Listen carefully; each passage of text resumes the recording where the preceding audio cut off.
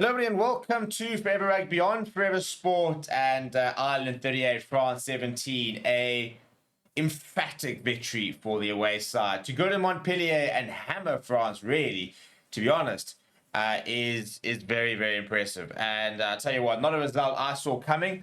I predicted the result, but maybe not the score, to be honest, but just never looked that phase really did Ireland, and a massive moment for Paul Willems. 2 yellow cards in the first half, a red card to France. Obviously, is always going to set them back, but yeah, credit to Ireland because they've looked really, really good. Before we break the game down, please do smash like on the video. Please do subscribe to the channel as well. It was a solid start for Ireland. You got a penalty in the first sort of 6-7 minutes. Currie adding the 3 before Willems got sent off, and Jabson Gibson Park, bang, try in the 8th minute. Brilliant support line. Bundy Aki involved as he was so often last year. Crowley adding the extra to make it a 10-point game. But Thomas Ramos got one back in the 26th minute to make it a 7-point game before Tyke Byrne went over and Crowley adding the extras. 15 points to 17 points to 3. And then bang, Paul Willems a yellow card, 30th minute. Although France got a lifeline on the brink of half time as Damien Penaud went over, Thomas Ramos going over, adding the extras in the 41st minute. So at half time, 10 points to 17. You're thinking, if this was 15 on 15, there might have been a chance, but with France down to 14 men, it was always going to be a really uphill task. They were going to have to start the second half well. They didn't do that at all, with Ireland actually going over just after half-time through Calvin Nash, who I thought was really impressive. 45th minute, he went over. For Peter Marnie got a yellow card, so... and just after that, by the way, it was a try when he got the yellow card. So Gabriel going over in the 52nd minute, Thomas Ramos going over in the 50, adding the extras in the 52nd.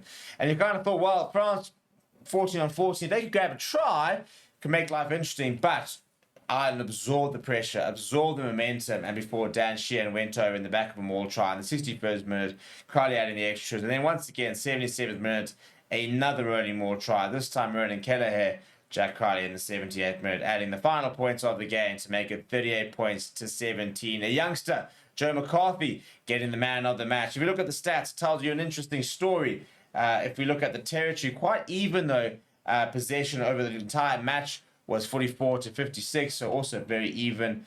Set plays, lineup, not great from France. Lost quite a few lineouts for Ireland, 100%. Their set piece was really good today. Although, having said that, I thought the French scrum was pretty impressive. Did win a couple of scrum penalties. On attack, post-contact meters, Ireland almost 100 more than France. More ball carries, more passes, more line breaks. I thought France didn't protect the ball particularly well. 4 turnovers won by Ireland and 12 turnovers lost by France. So a major problem for France was their ball retention. Ireland discipline probably needs a bit of improving. 12 penalties to 8, but not too much difference there. Same thing when it comes to the defense and sort of the attacks completed. Not a lot of difference in between there. If we look at carries, Gregory Elder tops the charts with 10, as you'd imagine. Joe McCarthy with 8. Tax and Peter Gregory Elder with 16. Charles Oliver with 15. Francois Cross with 12. Gregory Elder is always up in there. I felt if you look at the two teams, they answered questions. The one question was, can Ireland cope without Johnny Sexton? I thought Jack Crowley looked seasoned. I thought he looked very solid, and I thought that he really bossed that game. On the other hand, Antoine Dupont-less France, it's difficult to be critical of Maxime Luchu, who's a great player, and even Gary, but they don't have the game management, the ability to just turn nothing into something. That Antoine Dupont has. They really missed his ability to just change the game, just flip like that and create an opportunity. So it's a tough player to try and replace. It's probably the toughest player in the world. I don't think there's any player who's as important to their team as Antoine Dupont is to France. I generally don't. I think that World Player of the Year, Ali Tavia, I think New Zealand can probably cope without him, more so than France can cope without Dupont. So I do think that he shows you the hole he leaves.